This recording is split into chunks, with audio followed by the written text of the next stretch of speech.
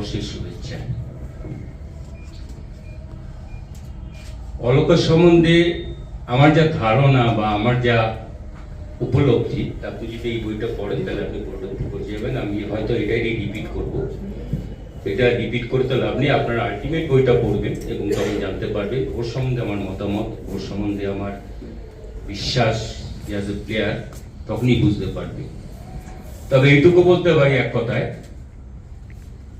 যে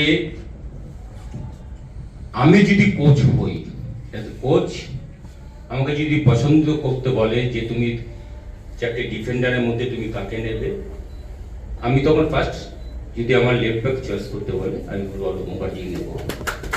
যদি বলো কেন, আমি তাও বুঝিয়ে দিয়েছি। Alok one of the safest left back.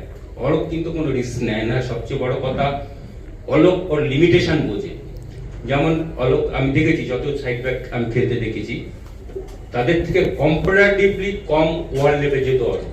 অতটা ওভার লেপে যেত না যতটা যেত বলাই, অনেক বেশি যেত বলাই, কিন্তু বলার কিছু ভুল ভালো করতো এবং কিছু সময় জায়গা আসতে হতো। কিন্তু অলোক হচ্ছে যে পারফেক্ট, যে আমি as a defender my first task to stop the ball, এবং সেটা ও নিঃশ্বাস সঙ্গে এবং বিশ্বাসের সঙ্গে পালন করতো। সেই জন্য আমি এই কথাটা বললাম যে আমি যদি কোচ হই তাহলে আমি অলোককে আমি সাইড ব্যাকে চাইবো।